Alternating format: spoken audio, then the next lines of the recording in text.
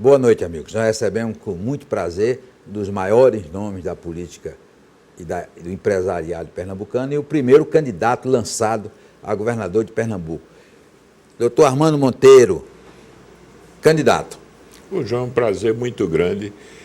João, nós fizemos uma construção dentro de uma frente de 9 partidos que entende que Pernambuco precisa de um novo caminho, de um novo rumo. Você sabe que há um grupo político que está no governo, comandando a vida de Pernambuco há 12 anos quase.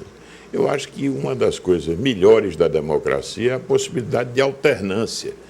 E acho que chegou a hora em Pernambuco. O atual governo, na nossa avaliação, já não fez as entregas, quer dizer, não atendeu às expectativas da população. E, portanto, a meu ver, já não é capaz de oferecer futuro.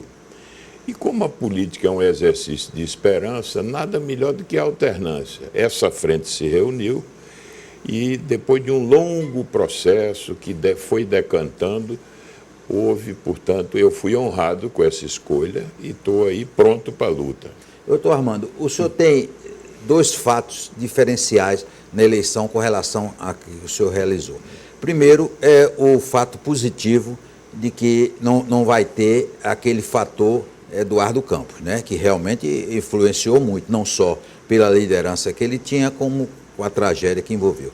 E o fato negativo é que o senhor não terá seu principal assessor, doutor Armando Monteiro Filho. Ô, João, você diz bem, realmente essa coisa de papai é uma grande ausência, porque ele não era só o conselheiro, ele era alguém que me estimulava e que sempre me trouxe uma palavra de solidariedade nos momentos mais difíceis, inclusive daquela luta. É uma grande perda pessoal que eu tive, mas eu talvez possa homenagear a memória dele, exatamente porque ele nunca faltou na vida dele às lutas. E, portanto, eu me apresento com essa inspiração também, que foi a da vida dele. Olha, ele, doutor Armando Filho, era um rubro-negro doente, o senhor também é? Ô, João, eu sou menos doente. Porque ele era doente demais. E ele jogou futebol, você sabe. Ele foi um belo jogador de futebol. Ele não foi para São Paulo porque seu avô não deixou. Porque vovô não deixou. Na época, João, se dizia centre-half, na verdade, era sempre as posições, mas seria o meio campo, vamos dizer assim. Mas jogou muito bem, é o que dizem. E realmente foi uma figura que faz falta, não? Muita falta. Papai era muito gregário, muito generoso e deixa atrás. Eu me impressiono, João, até hoje com os depoimentos que eu recebo de diferentes pessoas, de diversos segmentos sociais, e sempre ao darem o testemunho falam de um gesto dele que guardaram. Portanto, é sempre um testemunho que, para mim e para a família toda, é algo que nos emociona. Agora, certamente, ele, se vivo estivesse, não gostaria desse clima da política, né? Porque ele foi um homem cordial, ele foi um homem que respeitou os adversários políticos, né? Diferente de hoje, que é agressão. João, infelizmente, a política nisso evoluiu muito. Você tinha, antigamente, as disputas se davam, mas num marco de civilidade. Papai, por exemplo, nunca teve inimigos na política. Ele teve adversários, circunstancialmente, mas inimigos não. Infelizmente, hoje, a política é um meio vale-tudo, é o espaço, muitas vezes, da desqualificação pela desqualificação. É tempo de poder, de certo modo, regenerar a política também nesse aspecto. Olha, doutor Armando foi uma figura brilhante como político e como empresário. E o único que foi para a política na família foi o senhor. É verdade, João. Eu fiz, você sabe, política empresarial. Eu fiz um caminho. Presidi o meu sindicato, presidi a Federação das Indústrias de Pernambuco e cheguei a presidir a Confederação Nacional da Indústria. Esse espaço da política empresarial é muito próximo da política, mais amplamente, da política de mandato. Eu ingressei na política só em 1998, mas acho que o fato de ter acumulado uma experiência no setor privado e em outras áreas de atuação, isso é sempre importante, porque às vezes quem chega na política cedo demais e fica e nela permanece, se descola um pouco do mundo real, né, João?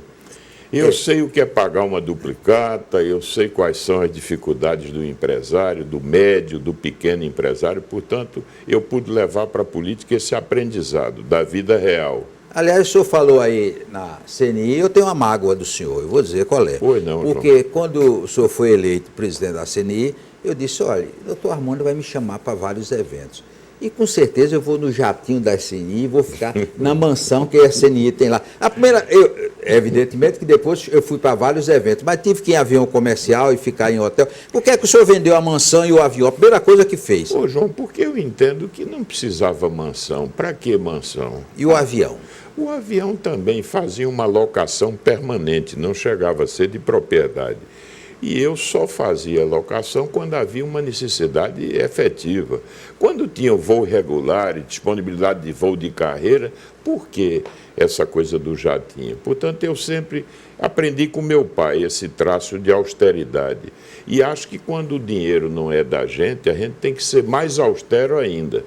E como é que o senhor, nordestino, conseguiu liderar a indústria brasileira e só não foi para o novo mandato porque não quis, porque todo mundo queria, né? Ô, João, eu fui reeleito com a regra que permitia, aliás, fui eleito por unanimidade e não quis quebrar a regra de ouro, porque o que distingue hoje a CNI de outras entidades é que lá há um rodízio, que é muito saudável. Mas então foi um período muito interessante, eu pude conhecer a realidade econômica do país, andei por esse país, colecionei amigos, tenho, graças a Deus, até hoje companheiros e frequento a entidade na condição de conselheiro emérito. Quando posso, eu participo também das reuniões de diretoria. E a indústria brasileira sofreu muito com essa crise dos caminhoneiros? Muito, João. Muitos setores aí foram muito afetados, da agroindústria especialmente. Você viu aí a paralisação. Nós tivemos setores como, por exemplo, aqui em Pernambuco, o setor avícola se ressentiu muito. O setor sucroalcooleiro, que estava em plena moagem no sul, os prejuízos foram muito grandes. Olha, e o senhor como ligado, como empresário também ligado a essa classe, eu diria que é um político burro, porque não entrou em nenhuma lista, nem de Odebrecht, nem de não sei o que, OAS, não entrou em lista nenhuma, não recebeu dinheiro de nenhuma, não está em lista nenhuma. Ô, João, graças a Deus, mas eu quero lhe dizer o seguinte, como eu sempre tive essa vinculação com o setor empresarial, ao tempo em que era possível o financiamento empresarial, eu pude ter o financiamento empresarial. Mas não era Caixa 2. Caixa 1. Caixa 1. E, portanto, recebi sempre nas minhas campanhas um forte apoio do setor empresarial. Mas Caixa 1. Não está em lista nenhuma. Não. Nem envolvido com... Não, graças a Deus. Apesar de ter ocupado cargos tão importantes e já está há 8 anos no Senado. Há 8 anos, graças a Deus, passei pelo Ministério, passei 1 ano e meio como Ministro de Desenvolvimento, Indústria e Comércio, um período difícil, mas trabalhei muito, abri muitos mercados aí para o país. Amanhã, por exemplo, João, eu vou participar de uma mesa no Itamaraty, porque houve um reconhecimento do Itamaraty a nosso trabalho, quando aproximamos o Mercosul dos países da Aliança do Pacífico, Peru, Chile, México. Fizemos e o senhor teve vários contatos com Barack Obama, não foi? Tive alguns. Tive o privilégio de almoçar lá na Casa Branca acompanhando a presidente à época. E você, há pouco falávamos aqui, até a época a senadora Cátia Abreu, que era ministra de Agricultura, também esteve conosco nesse almoço. E como é que o senhor vê essa posição do Donald Trump de querer taxar o aço brasileiro? Ô, João, com muita preocupação. Eu acho que o Trump tem assumido uma postura que, na realidade, é anticomércio. Porque você, num mundo como o de hoje, um mundo globalizado, as cadeias de produção integradas mundialmente, você está impondo barreiras. E, nesse caso do aço especificamente, isso fere os interesses americanos, porque grande parte das exportações siderúrgicas do Brasil são de semi-elaborados. São produtos que servem a setores da indústria americana que ainda os transforma. Então, por exemplo, esses setores perdem competitividade, porque poderiam ter acesso a matérias-primas mais baratas. Depois do intervalo, nós vamos continuar conversando com o senador Armando Monteiro.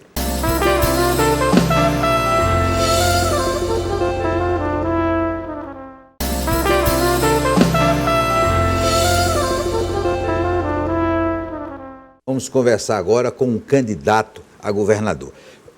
Doutor Armando, o senhor hoje se considera mais bem preparado para governar de Pernambuco do que na eleição passada? Ô, João, a gente vai acumulando sempre na vida. O importante é isso. E vai aprendendo com erros, vai podendo aprender. Por exemplo, essa minha convivência no Senado, minha passagem no Ministério, é algo que me deu, vamos dizer, eu adquiri conhecimentos, eu pude ver a realidade brasileira também sobre outra ótica. Acho que o governador de Pernambuco precisa ter um pouco uma visão do país, do mundo também. Hoje, ninguém governa isoladamente. O governante tem que ter uma rede de relacionamento, de contatos, etc. Eu acho que Pernambuco é um estado que precisa muito disso, de uma maior inserção no país. É preciso que Pernambuco descortine novos horizontes. Acho que essa coisa do comércio exterior. Então, eu acho, João, que eu aprendi mais ao longo desse tempo e me considero já, vamos dizer, em condições de poder oferecer ao meu estado essa contribuição. Doutor Armando, certamente o senhor, como todos os pernambucanos, tem medo de sair de casa, né? Tem cuidado com seus filhos. Realmente o problema da segurança é terrível. Tem jeito? Ô, João, é um problema sério, não há como negar. Hoje é um problema do Brasil. Aliás, é uma patologia. A sociedade brasileira está doente, porque é uma enfermidade. Um país que tem a 9ª economia, a 8ª economia, e, no entanto, tem uma sociedade violenta. Quase 60 mil mortes por ano, João. Isso é uma trágica estatística. Mas o que se deve registrar é que em Pernambuco a gente viveu um retrocesso. Eu quero até fazer um registro, por dever de justiça, que o ex-governador Eduardo Campos, em 2007, foi para a linha de frente, fez à época o Pacto pela Vida, que foi uma experiência bem sucedida, até 2015, 14 ainda. A partir de 2015, o pacto naufragou, não há outra expressão. O pacto faliu. E aí nós passamos a viver um retrocesso. A cada ano, nós estamos retrocedendo. A ponto, João, de o ano passado, Pernambuco registrar 5.500 homicídios. Isso representa quase 10% dos homicídios do país. E nós somos apenas 2% da população brasileira. Então, isso significa que Pernambuco se tornou um estado com uma posição relativa muito ruim. Agora, dirá você o que fazer. Eu acho que a primeira questão nessa área é o seguinte, João. Nós investimos pouco nos últimos anos. Por exemplo, investir em inteligência. Agora, só agora no ano pré-eleitoral é que contratam quadros, ampliam o efetivo, fazem uma propaganda, né, compram viaturas, helicópteros, mas segurança não é isso. É inteligência, é você poder ter as delegacias funcionando. Hoje, João, você chega depois de 18 horas em muitas delegacias para registrar um boletim de ocorrência, não pode. Fecham no fim de semana. Nós temos um grande número de municípios sem delegados. Os investimentos em inteligência caíram muito. E mais do que isso, o governante, em vez de se apresentar, ir para a linha de frente, coordenar esses esforços, mobilizar a sociedade em torno desse objetivo, a impressão que a gente tem é que o atual governador se descolou um pouco. É como se dissessem, não vá para a linha de frente que você se desgasta. Agora, doutor Armando, na entrevista que eu fiz ao senhor, quando foi outro candidato, teve um dado que me chamou muita atenção e de vez em quando eu relembro. O senhor disse que tem 4.000 policiais que não estão na rua, estão a serviço de tribunal, de autoridade. Isso é verdade? Tem um grande número, eu preciso até atualizar esse número. Na época era 4.000. Mas é um número muito grande de policiais que não estão nas ruas, estão em atividades meio... No Rio tiraram, né? No Rio tiraram, quer dizer, você imagine, nessa situação em que nós estamos, como é que pode se explicar que você forma um policial, o Estado investe e ele vai para funções burocráticas e administrativas? Ora, para exercer função burocrática, você contrata um auxiliar administrativo. Ou aposentado. Ou aposentado e não um policial. Portanto, esse é um problema. É preciso que se faça um novo censo, um novo inventário disso. Mas é um número expressivo. Doutor Armando, como é que está a saúde de Pernambuco? Olha, a saúde de Pernambuco, João, está muito mal. Ainda anteontem eu vi um programa com o representante do CIMEP e do CREMEP sobre a situação dos hospitais públicos em Pernambuco, que estão sobrecarregados na área metropolitana, porque muita gente foi para o SUS de novo e o atendimento no interior, ainda a atenção primária é muito ruim. Então, isso sobrecarrega a rede. Agora, você veja, o Hospital Agamenon Magalhães tem obra parada há 2 anos. As emergências... O nome do seu avô ainda por cima? O meu avô. As emergências congestionadas. Você tem redução de leitos a essa altura. O Getúlio Vargas, numa situação... João, tem paciente a céu aberto esperando atendimento. Tem paciente no bloco cirúrgico, porque estão congestionados os hospitais. As UPAs não tem médico. Portanto, nós estamos numa situação que precisa rediscutir o redimensionamento da rede. É preciso fazer melhor a atenção primária. Você hoje tem recursos, a telemedicina, o mundo mudou, tem outros recursos. Infelizmente, João, a saúde em Pernambuco vai muito mal. Fila, as pessoas esperam para cirurgias eletivas 1 ano para fazer uma cirurgia eletiva. Remédio de uso contínuo você não tem nas redes. Então, infelizmente, a saúde em Pernambuco vai muito mal também. Educação. Educação, João, há de se registrar que houve um trabalho importante no ensino médio. Pernambuco vem melhorando o desempenho. Agora, João, me revolta ver a falsa propaganda na televisão. Eu tenho visto o seguinte: Pernambuco tem a melhor educação do Brasil. Lamentavelmente, isso não é verdadeiro. Não é verdade? Não, porque o ensino fundamental, como o próprio nome sugere, é o mais importante. E nós somos 18º no IDEB, nos anos iniciais e anos finais do ensino fundamental. Aí dizem, não, mas o ensino fundamental é de responsabilidade do município. Ora, o Estado não pode deixar de oferecer ao município um suporte também. O que é que fez o Ceará? O Ceará melhorou o ensino fundamental porque o Estado lá dá um suporte técnico-pedagógico ao município e dá incentivo de ICMS ao município que tem melhor desempenho na educação. Graças a isso, o Ceará passou a ser hoje o 5º estado no desempenho da educação fundamental no Brasil. E a cidade que tem meu sobrenome, Sobral, é um exemplo nacional. É um exemplo. De cada 100 escolas públicas de referência no Brasil, João, mais de 50 estão no Ceará. Então, o que é que acontece? Pernambuco, infelizmente, não tem bom desempenho na educação fundamental. Então, não podemos dizer que temos a melhor educação do Brasil. É falsa essa afirmação. Doutor Armando, o senhor eleito governador vai ter saudade do Senado? Olha, João, o senhor gosta da atividade do Senado? Eu gosto do Senado, você tem ali um bom debate, o trabalho nas comissões. Como não tem muita gente, você pode atuar em 3 ou 4 comissões. E tem gente do melhor nível. Você está em que comissões? Comissão de Assuntos Econômicos, na Comissão de Constituição e Justiça e na Comissão de Infraestrutura. Então, João, é algo muito interessante essa convivência do Senado, mas eu tenho muita vontade de poder servir a Pernambuco, ajudando a construir esse novo caminho que nós precisamos trilhar em Pernambuco. Então, o senhor tem experiência como deputado federal ou como senador? São atividades diferentes, doutor Armando? Ô, João, o que há é que a Câmara, infelizmente, como tem um grande número de parlamentares, nem sempre você pode fazer o trabalho nas comissões de maneira mais completa, mais cuidadosa. Mas eu gostei da experiência da Câmara também.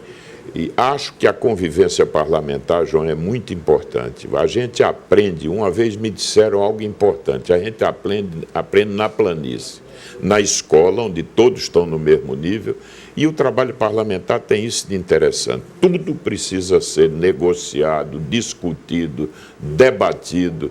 É um bom aprendizado esse do Congresso. Um governante precisa passar pelo Congresso para entender o processo legislativo e verificar que o Congresso é a caixa de ressonância da sociedade brasileira. É claro que tem suas mazelas, mas essas mazelas estão presentes na sociedade também.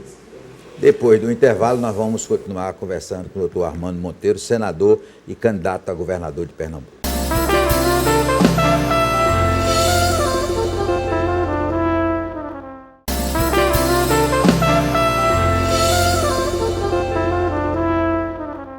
Nós vamos continuar conversando com o senador Armando Monteiro, candidato a governador de Pernambuco. Doutor Armando, eu acho que o senhor ainda não tem, e ninguém tem, candidato a presidente, né? João, o fato é o seguinte, a sociedade vive um momento difícil, nós temos um governo que seria um governo de transição. Quem é que tem governo? O senhor, porque o brasileiro não tem mais não. A sensação é essa, é de falta de governo, ou seja, esse governo nasceu já com um déficit de legitimidade, né? O presidente não tinha um lastro verdadeiro de voto, não tinha um lastro próprio, assumiu naquela circunstância. E tudo se jogou, todas as fichas na possibilidade de recuperar a economia. Essa recuperação não veio e foi envolvido em gravíssimos episódios de escândalo, de denúncias, etc. Então, infelizmente, o Brasil agora precisa, na eleição, reconstruir esse contrato da sociedade com o sistema político. A sociedade não está mais conectada com o sistema político.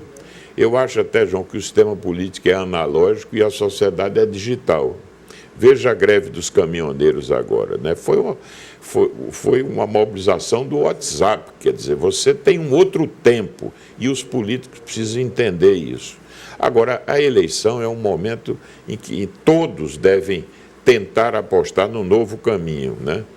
E eu reconheço, João, que nós estamos diante de um cardápio que não satisfaz. Agora, tem essa história, as pessoas não querem entender que nada funciona sem política, né? Essa história do outside, de botar um que não é político. E o senhor acabou de dizer que essa experiência como ministro e como parlamentar, deputado e senador é importante para administrar. Então, o cara querer ser candidato a governador ou a presidente, ter passado por uma casa legislativa, é ruim, né? Pô, João, a experiência no mundo todo diz isso. Quer dizer, você não prescinde do político. Agora, no Brasil, se confunde o desprestígio do político, de alguns políticos, com a política. A política é uma arte superior.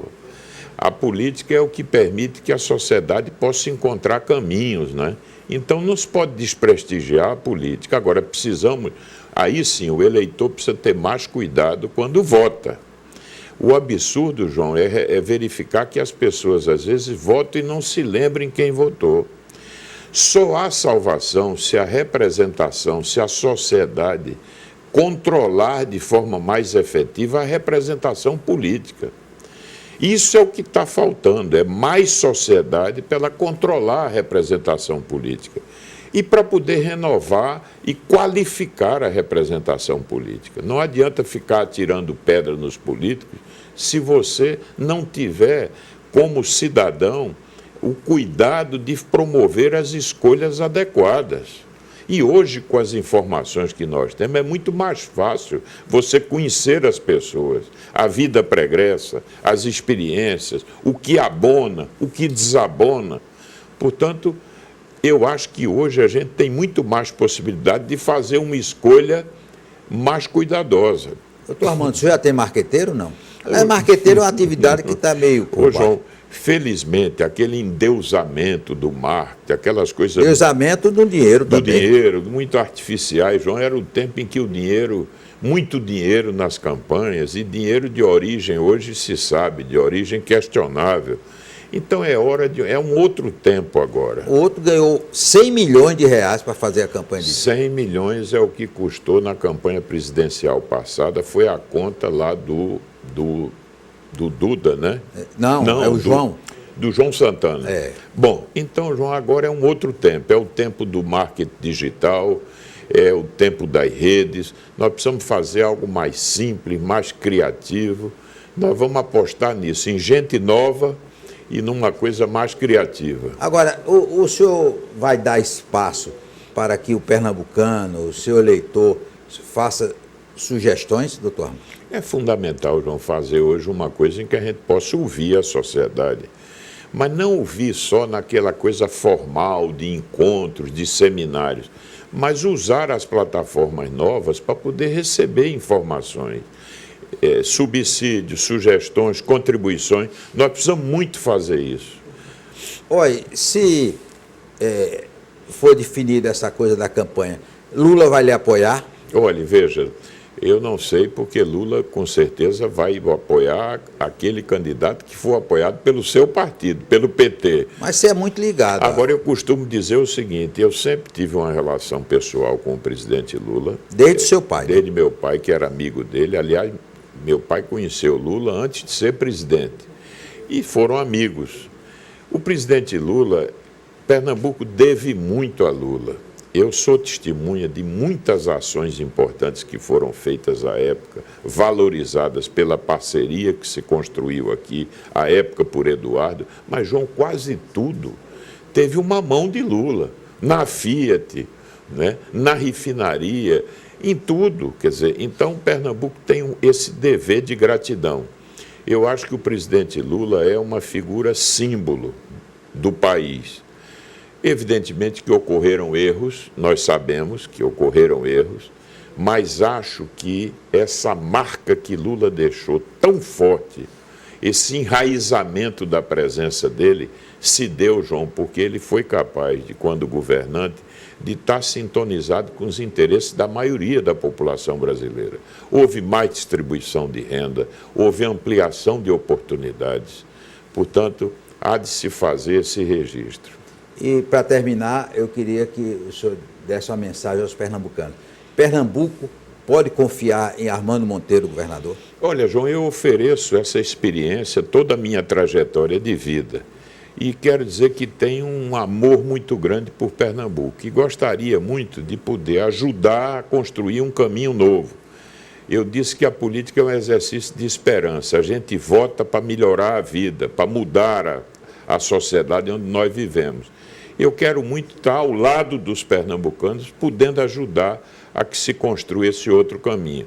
Não vai me faltar compromisso, entusiasmo por essa tarefa e, sobretudo, eu espero espírito público. Nós queremos agradecer ao doutor Armando por essas informações e realmente ele demonstrou que está realmente preparado para governar o Estado. Um forte abraço, até o próximo sábado, se Deus quiser, aqui na TV Tribuna, Canal 4.